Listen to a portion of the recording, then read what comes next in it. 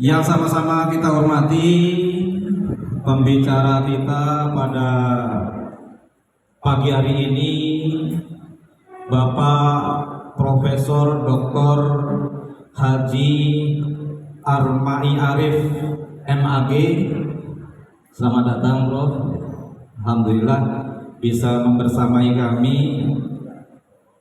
Yang sama-sama kami hormati segenap pembina dan pengurus Yasma PB Sudirman, Bapak Ibu Ketua Majelis, Bapak Ibu pimpinan sekolah dan perguruan tinggi, serta yang kami muliakan seluruh guru, karyawan, dosen di lingkungan Yayasan Masjid Panglima Besar Jenderal Sudirman.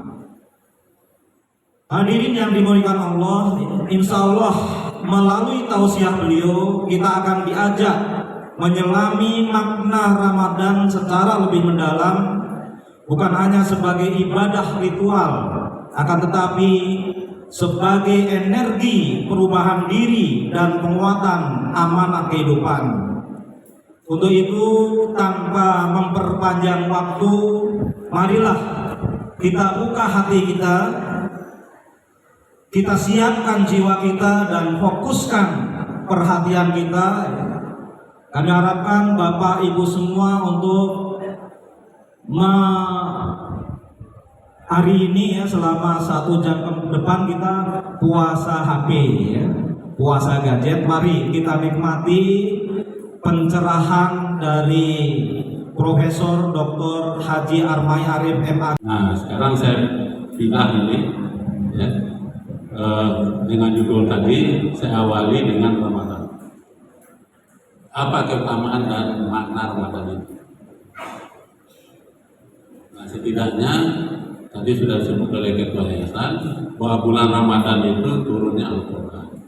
Sahrul Ramadan Unzilafil Quran Hudan linnas. Di bulan Ramadan itu diturunkan Al-Quran untuk petunjuk bagi manusia. Oleh karena itu Bapak Ibu sekalian, jangan ragu dengan Al-Quran ini. Alif Lam Mim Dzalikal Kitabu La Raiba Fihi Hudan lil Muttaqin. Jangan kau ragu lagi terhadap Al-Quran, karena Al-Quran ini adalah petunjuk bagi orang yang takwa. Bapak Ibu, saya ingat waktu pelatihan saya aktivis resimen mahasiswa, pernah Suskapin, khusus kader pimpinan. Kalau di TNI itu Sesko, calon komandan itu Suskapin dulu. Satu kamar itu ada yang Kristen, ada yang Buddha, 4 orang. Saya bawa Al-Quran dan terjemahannya. Setiap hari saya baca, saya taruh di meja dan kamar. Kawan saya yang Hindu dan Kristen, dia tidak bawa apa-apa, tapi dia baca kitab saya itu. Dia bilang, Alif Lam Mim Dzalikal Kitabu La Raiba Fihi Hudan lil Muttaqin. Sementara dia ingat di kitabnya, kata pengantarnya, kalau ada yang salah mohon kritik dan saran. Akhirnya selesai pendidikan, masuk Islam.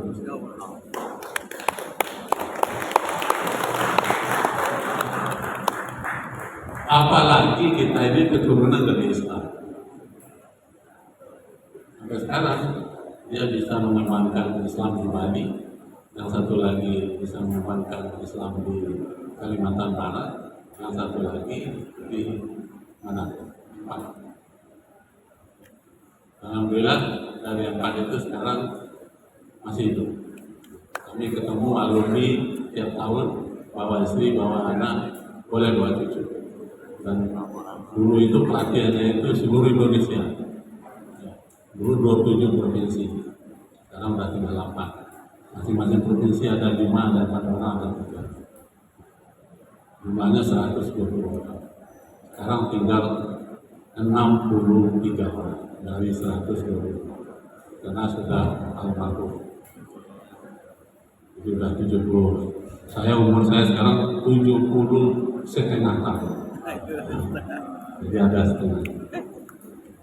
Bapak Ibu sekalian, kemudian Ramadan itu bulan penuh keberkahan. Nah, oleh karena itu Bapak Ibu harus mempersiapkan diri. Kalau memang bulan Ramadan itu penuh keberkahan, apa yang perlu disiapkan? Pertama, kuatkan iman. Jangan ragu lagi bahwa perintah puasa di bulan Ramadan itu adalah perintah Allah. Apapun yang terjadi, usahakan puasa. Kecuali, jadi Tuhan itu juga ada kecuali dalam perjalanan atau sakit atau perempuan mendapat anak. Tetapi harus diganti sebelum datang Ramadan berikutnya.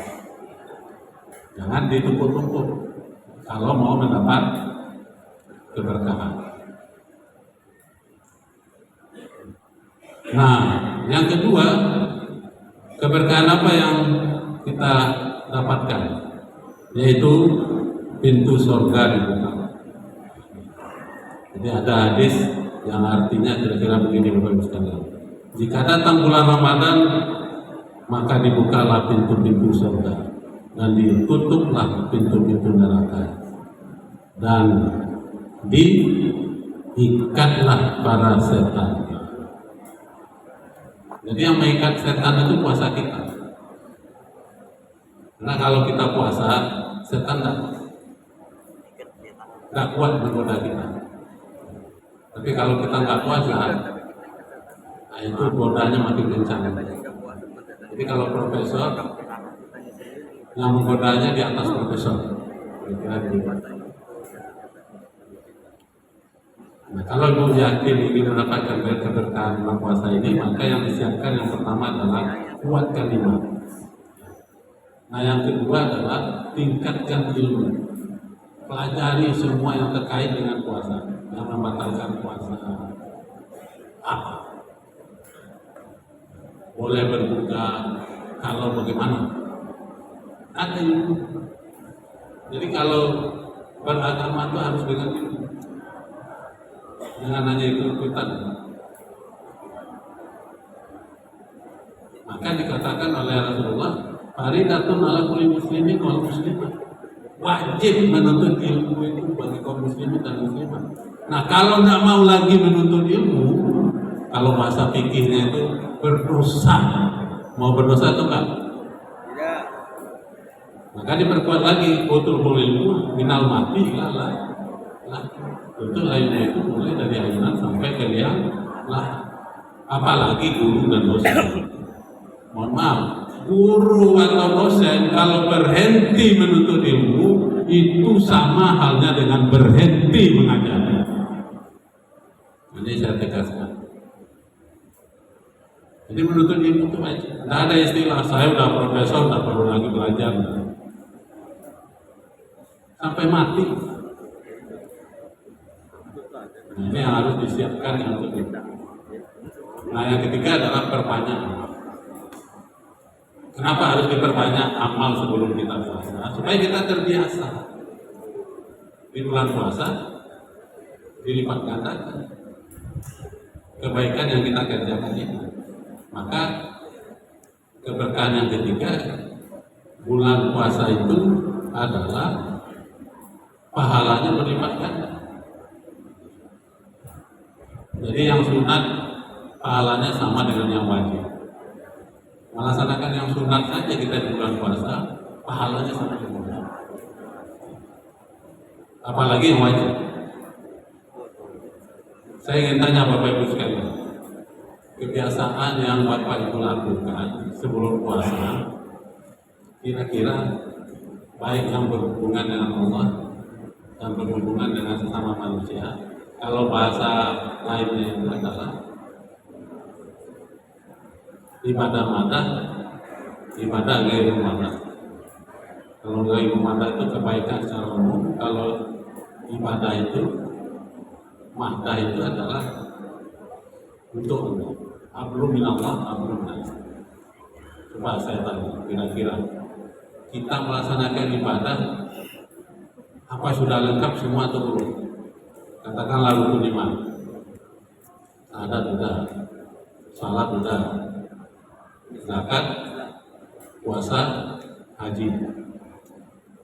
Zakat dan haji bagi yang mampu. Tapi setidaknya salat dan puasa. Coba kira-kira kita umur berapa itu sudah kita laksanakan. Kira-kira dampaknya akan meningkatkan ibadah.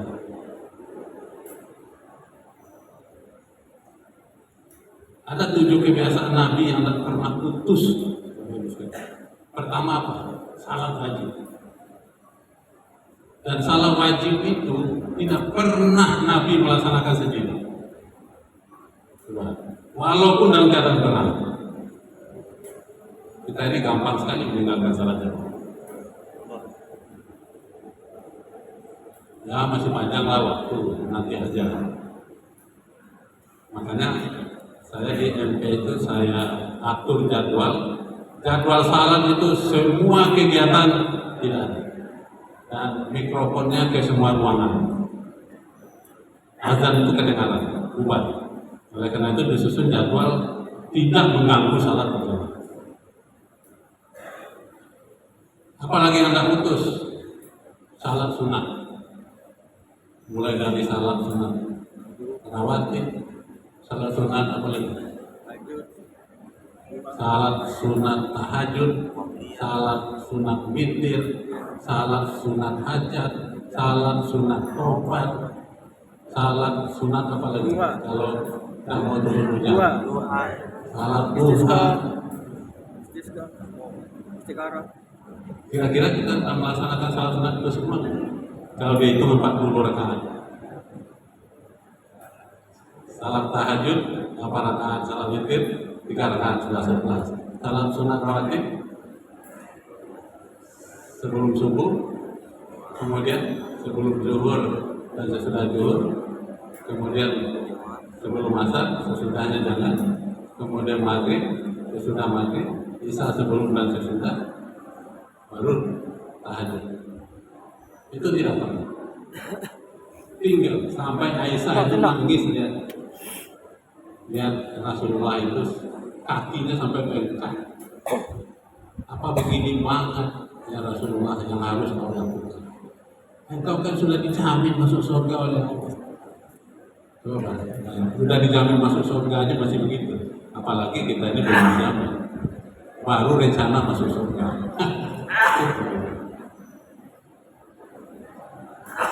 Itu yang kedua yang tak pernah putus.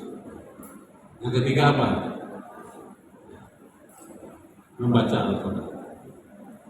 Membaca Al-Quran ini Bapak Ibu sekalian, wa idza quri'a Al-Quran fastami'u wa ansitu la'allakum turhamun.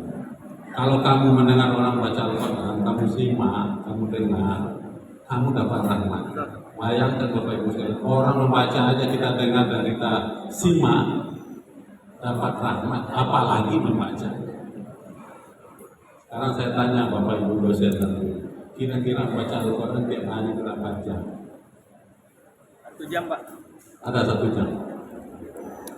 Saya kebiasaan saya mengajar mulai dari sekolah dulu sampai perguruan tinggi. Sebelum saya masuk pelajaran yang saya mengajar baca Al-Quran, saya gilirkan. Dulu guru saya, guru agama waktu SD itu saya juga. Kalau mau mulai itu baca Alhamdulillah. Kalau udah mau pulang itu wal asr. Saya berpikir, saya tidak mungkin sekarang melaksanakan seperti guru saya. Saya harus lakukan perubahan. Apa yang saya lakukan? Kalau murid kita membaca tiap hari, tidak hanya membaca Al-Fatihah dan Al-Asr, kira-kira berapa juz dia bisa selesaikan sampai dia tahu. Oleh karena itu saya urut.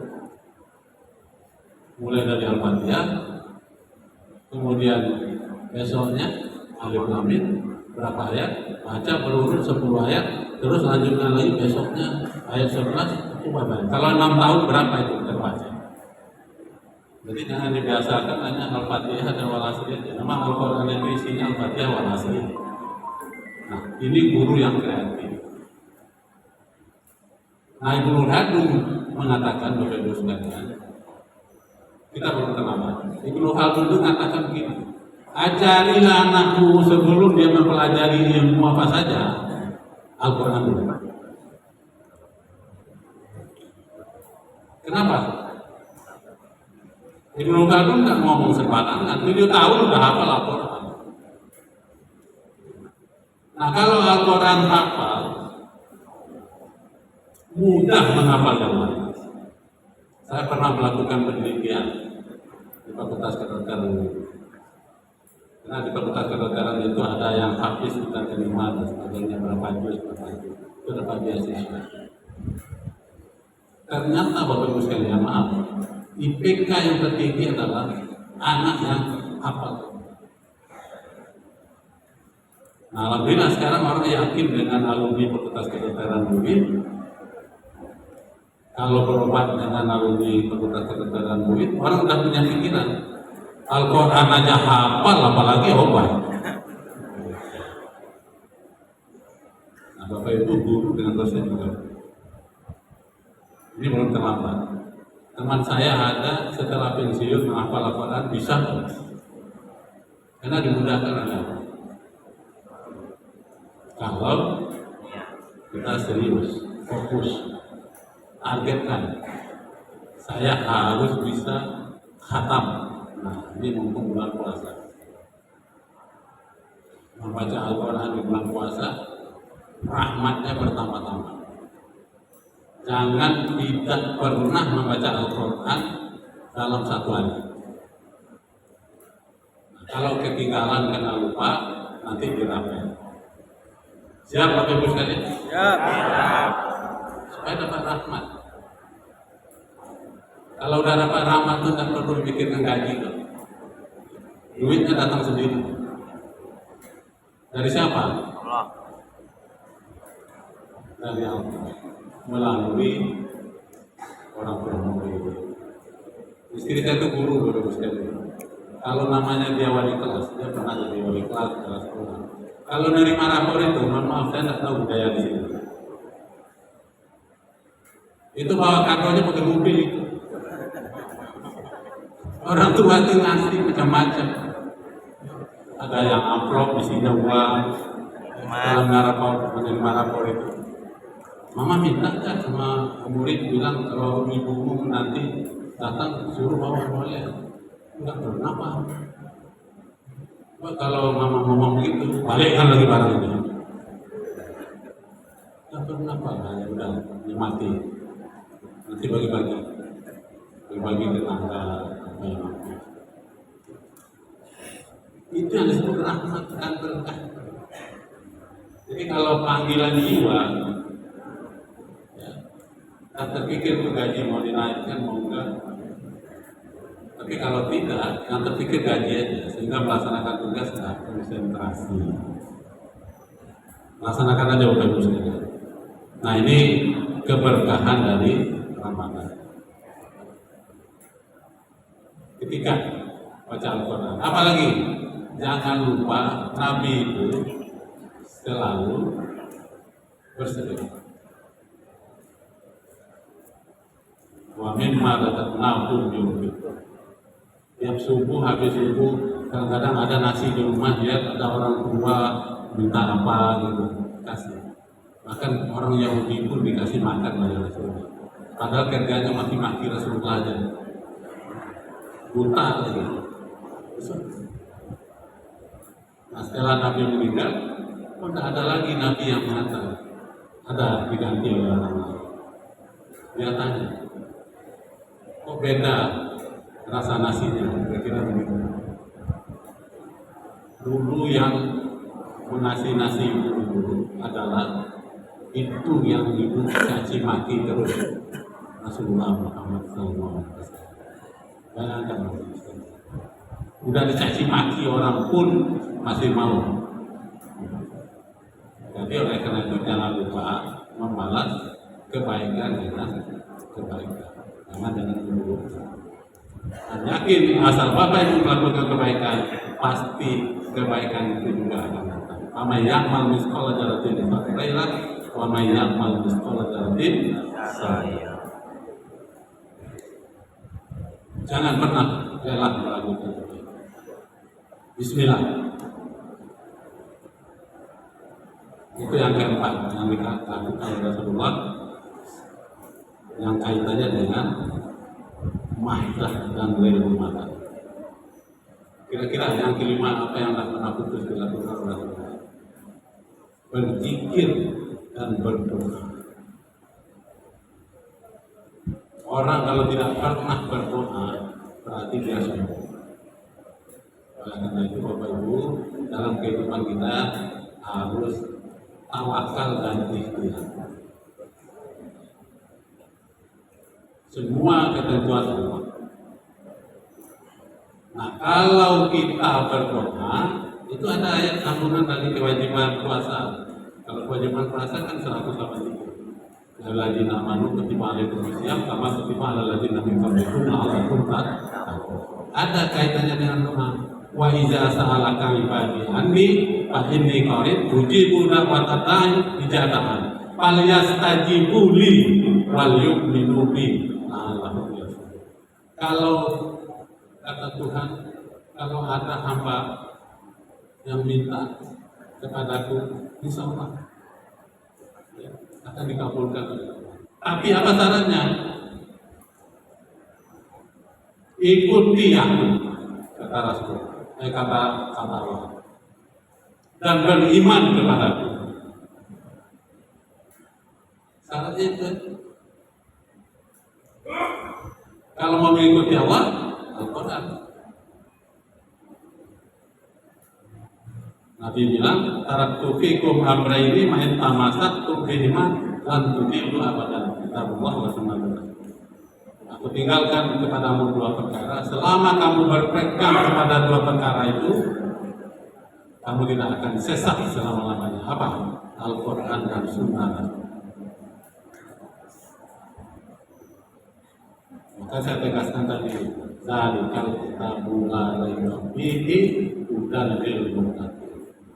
Nah, bagaimana kita mau mengamalkan Al-Quran, mau mengikuti Allah, baca Al-Quran yang jarang. Baca Al-Quran itu dengan terjemahannya Bapak sekalian supaya menyentuh. Bukan berarti saya tak suka Bapak Ibu dengan terjemahannya. Lakukan aja baca Al-Quran, terjemahannya juga mendapat pahala. Tapi lebih bermanfaat lagi kalau membaca Al-Quran itu dengan terjemahannya. Apalagi membaca buku tafsir. Sekarang Al-Quran pakai ini udah muslim. Kalau dalam mobil, kalau udah ngantuk dalam mobil, saya bikin aja video. Lalu ada kalau enggak bisa lihat. Bapak Ibu lakukan. Atau bawa Al-Quran ada di mobil ya? Oh, kami belum punya mobil Pro, baru motor. Atau tak ada motor, naik angkot. Tapi bisa nggak? Saya pernah coba naik angkot. Itu ada ibu-ibu bawa di angkot itu Al-Quran, baca Al-Quran. Ada juga yang bawa Al-Quran, dia buka HP, saya lihat HP-nya. Ini yang dibuka video porno atau apa ya? Karena di HP ini macam-macam Bapak-Ibu. Saya lihat, oh baca Al-Quran dengan terjemahan. Kan yang Al-Quran itu bisa setengah jam, 15 menit. Kita mau apa? Nah, 5 hal ini Rasulullah mempersiapkan diri untuk menghadapi bulan puasa Ramadan. Nah, ketika bulan puasa Ramadan, kebiasaan yang di luar Ramadan tadi terbiasa dilakukan pada bulan Ramadan. Nah, maka mempersiapkan diri 3 ini. Perkuat keimanan bahwa kita yakin bahwa puasa ini 5 bulan Ramadan perintah Allah, kita usahakan bagaimana puasa kita tidak bolong. Tambah ilmu, tingkatkan ilmu, kemudian perpanjang. Insya Allah keberkahan Ramadan itu akan kita dapat. Nah, ini jam berapa? 10 menit lagi ya, saya 10.30 keluar dari sini. Bapak Ibu sekalian, mengenai Ramadan, apa hikmah dan manfaat puasa Ramadan? Itu ada spiritual, ya, ada sosial, kemudian intinya adalah untuk fisik dan mental. Jadi selama 1 tahun 11 bulan kita apalagi tidak pernah melakukan puasa sunat. Kalau Rasulullah puasa sunat tidak pernah putus. Akhirnya diperintahkan 1 bulan untuk kalau mobil itu ibaratnya turun mesin. Nah, banyak sekali manfaat yang bisa kita hikmah dari Ramadan ini. Intinya adalah mendorong kita untuk meningkatkan ketakwaan, membersihkan jiwa, kemudian melatih kesabaran, kemudian meningkatkan sosial, kemudian mempererat silaturahmi, mendorong kedermawanan. Itu hikmah dari Ramadan. Nah, sekarang apa kaitannya iman dan takwa? Bapak Ibu sekalian, jangan hanya kita bilang kita beriman. Tidak cukup hanya dengan ucapan. Tapi iman itu harus keyakinan dalam hati, diucapkan dengan lisan dan diwujudkan di amal. Itu yang disebut orang yang beriman. Jadi bukan hanya ya aku udah beriman, tapi diuji dengan musibah, dengan apa goyang, diuji dengan gaji dan lain-lain, tidak semangat mengajar. Nah, itu berarti imannya lemah.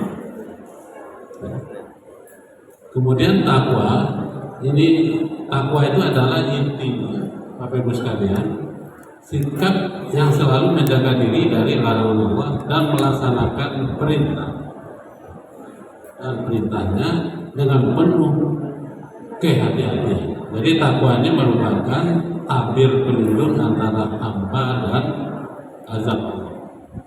Oleh karena itu, hubungan iman dan takwa itu merupakan iman merupakan landasan dan takwa itu wujud nyata iman dalam bentuk sikap dan perilaku segala.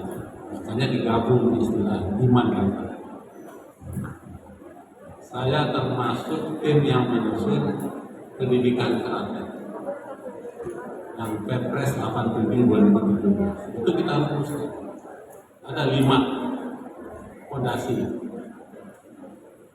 Guru dosen yang berkarakter, siswa yang berkarakter itu minimal 5. Pertama, religiusitas. Yang kedua, integritas. Yang ketiga, cinta tanah air. Yang keempat, gotong royong. Yang kelima, kemajuan. Nah, masing-masing itu kita buat indikatornya. Orang dikatakan religiusitas kalau seperti apa? Ada indikator. Di Pancasila itu dulu ada penataran keempat 5 tapi 32 butir. Nah, pendidikan terakhir kita buat juga dulu.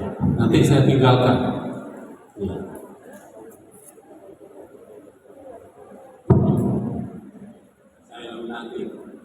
Ini saya taruh di meja. Kalau di meja saya taruh supaya saya ingat terus. Jadi orang yang punya religiusitas itu pertama adalah orang yang beriman dan bertakwa. Yang kedua menjalankan segala perintahnya. Kemudian disiplin beribadah. Kemudian bersih, menjaga lingkungan, memanfaatkan lingkungan dengan baik, toleransi, saling menolong, saling menghormati perbedaan keyakinan. Itu indikator dikatakan orang itu adalah punya religiusitas. Nah, punya nasionalisme, indikatornya apa?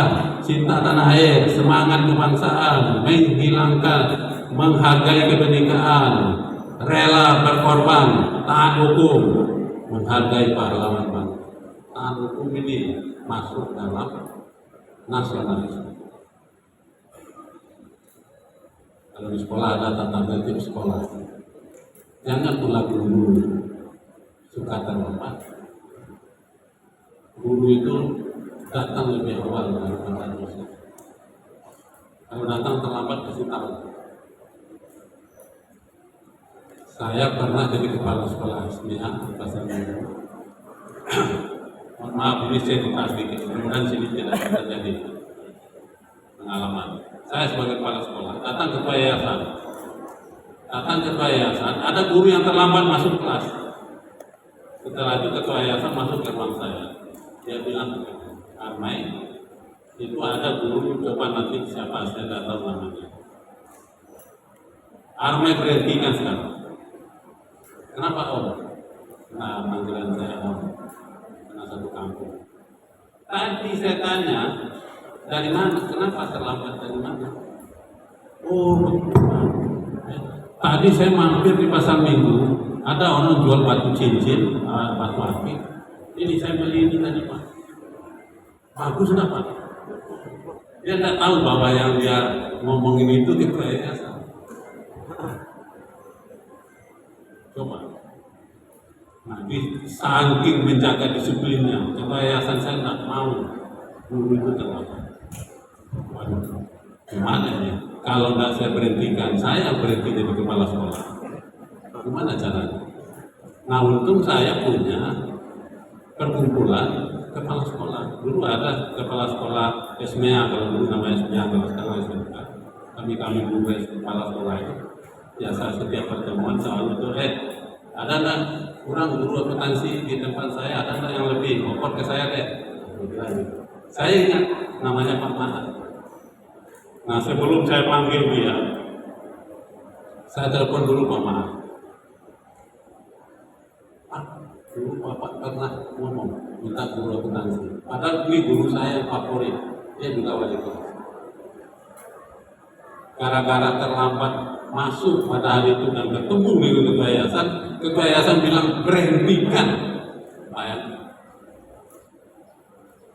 Nah, saya telepon Pak Mahat, ini ada guru. Wah, syukur alhamdulillah masih Pak.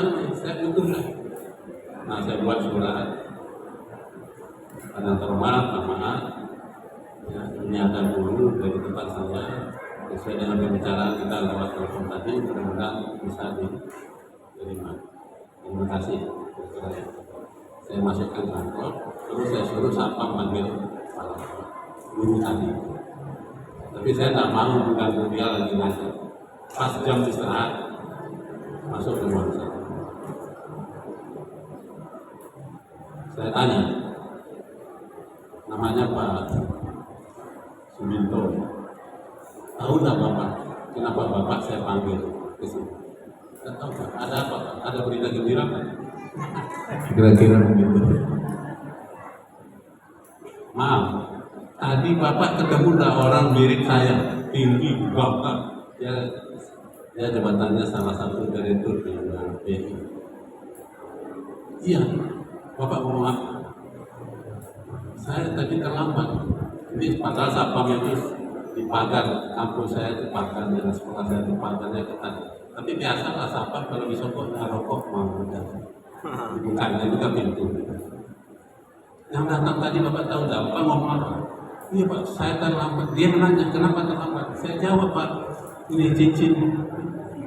Oh, dia ulang lagi kalimatnya itu. Menurut Parmi bagus nggak cincin? Oh bagus.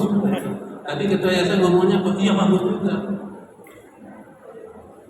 Oke, tapi Bapak tahu nggak perintahnya setelah Bapak menjawab bagus? Bapak diminta kepada saya dikeluarkan dari sekolah ini dan diberhentikan. Wah, menangis.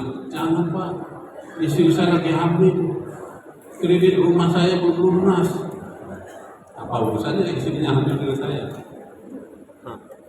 Memang saya mengambil ini. Udah, kamu berusaha nangis. Kalau tidak saya pecat, saya berarti jadi kepala. Kita kerjasama.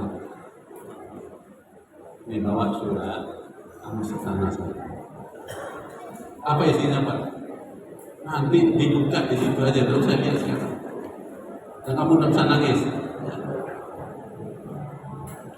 Oh begitu Pak, saya buka apa? Digoda juga saya, udah buka. Bukan, saya ganti upload baru lagi, padahal tadi saya sudah selem kan. Buka, dia menangis tadi. Jadi saya memang wajib dikeluarkan di sini, bukan wajib lagi, wajib benar. Nah, yaudah Pak, kalau ini susu parah, mudah-mudahan saya di sana apa yang saya khawatirkan tadi, istri saya lagi hamil, kemudian bayar apa namanya rumah kredit bisa saya atasi dulu. Nah, berangkat sana. Udah salaman dengan saya bilang, terima kasih. Nanti saya buat surat perberhentian di sini. Tapi setelah dari sana, wah tiba di sana disambut oleh Muhammad. Ada apa? Memang kelebihan Pak mengajar. Tidak usah ngomong Pak. Jadi saya Pak, udah kamu tidak usah sedih. Hari ini kamu mulai mengajar. Nah di tempat saya jadi wakil kepala sekolah, jadi wali kelas. Di situ jadi wakil kepala sekolah. Kemudian ngajarnya juga lebih banyak. Nah balik dari sana, ya kembali ke saya ketawa. Ini yang namanya Pak Arne sengsara bawahnya emak. Tapi benar-benar di sini tidak terjadi. Saya lihat itu kekayaan sudah seperti kekayaan saya. Tapi jangan coba-coba Bapak Ibu sekalian melaksanakan tugas kalau tidak bisa. Nah ini juga 1 menit lagi. Nanti slide ini saya kasih, ya. Silahkan diambil, ada di HP saya kirim sama Pak Anton tadi. Kemudian ini saya tinggalkan sama apa namanya moderator, silahkan mau fotokopi dibagikan saya. Ada yang terakhir juga saya sebagai tim ahli di tempatnya yang mengajar. Sekarang Pak Hari itu gencar melaksanakan akhlak. Nah, kita cari sinonimnya supaya bisa diterima oleh semua umat beragama. Jadi inti pendidikan itu adalah akhlak. Akhlak adalah kunci kesuksesan. Sukses berarti proses terus-menerus menjadi lebih baik, baik dan baik. Tidak ada yang mudah, ya, tapi tidak ada yang tidak mudah. Napoleon mengatakan. Nah, kita bagi akhlak itu artinya apa?